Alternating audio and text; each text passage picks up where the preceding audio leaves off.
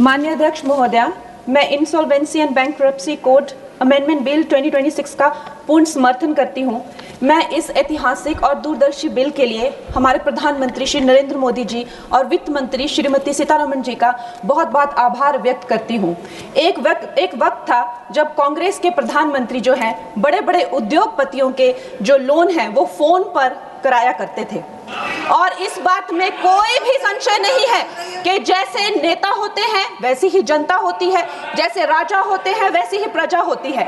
और इसका सबसे बड़ा प्रमाण महोदय जी हमें 2016 में मिला, जब आईबीसी पहली बार आया और हम सब ने देखा कि एनसीएलटी में जो 87% जो केसेस थे उनके जो सेटलमेंट वर्थ 13.9 लाख करोड़ के थे, आईबीसी आते ही वो सेटलमेंट बिना कोर्ट जाने से पहले ही प्री एडमिशन स्टेज पर ही वो सेटल हो गए।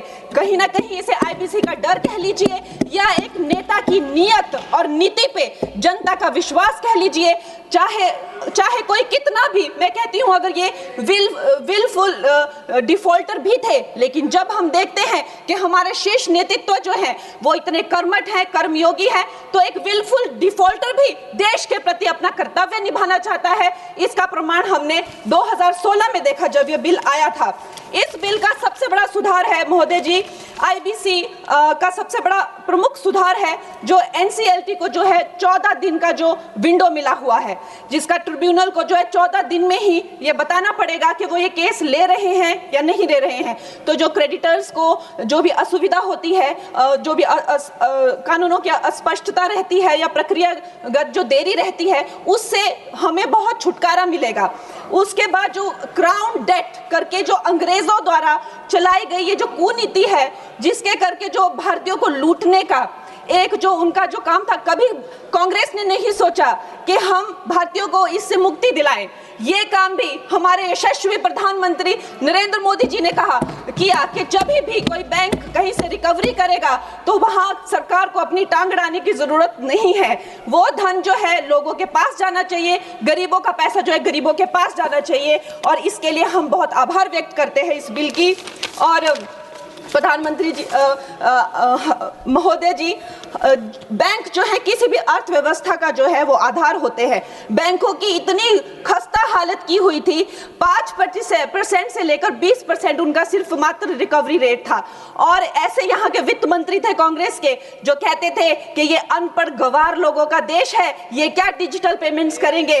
और हमारे प्रधानमंत्री जी ने जो भारतीयों का आत्मविश्वास तार तार कर दिया था, ये कांग्रेस के लोगों ने उन आत्मविश्वास को जगाया। 50 करोड़ से ज्यादा जन धन खाते खोले, जन जन को जो है बैंकों से कनेक्ट किया, और आज जो है बैंकों का जो है सशक्तिकरण जो है प्रधानमंत्री नरेंद्र मोदी जी ने किया है।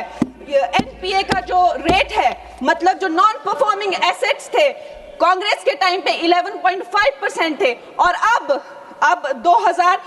मार्च 2025 में वो घटकर 2.25% हो गए हैं। लेकिन राहुल जी क्या कहते हैं कि हमारी इकोनॉमी तो डूब रही है, कहीं कहीं जाके वो देश के बारे में इतना गंदा बोलते हैं। उनको एक ट्यूशन देनी चाहिए और उनको बताना चाहिए कि 3% जो है ग्लोबली एक्सेप्टेबल है, it is in a very good position, और उनको शर्म आनी चाहिए। हर जगह जाकर जो है भारत की इकोनॉमी के बारे में इतना गलत बोलते रहते हैं।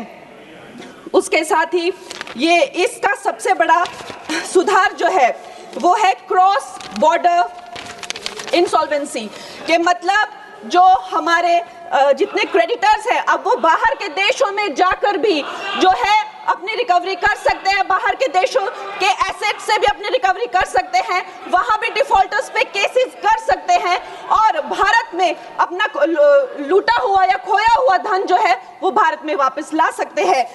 महोदय जी, मैं अब अपनी सरकार को, प्रधानमंत्री जी को और वित्त मंत्री जी को धन्यवाद करती हूं।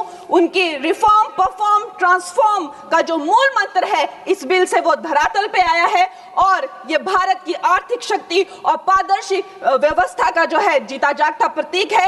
मैं इन्हीं शब्दों के साथ में एक बार फिर माननीय प्रधानमंत्री जी और वित्त मंत्री जी को धन्यवाद देती हूं, और पूर्ण रूप से इस विधेयक का जो है वो आभार और समर्थन करती हूँ। धन्यवाद।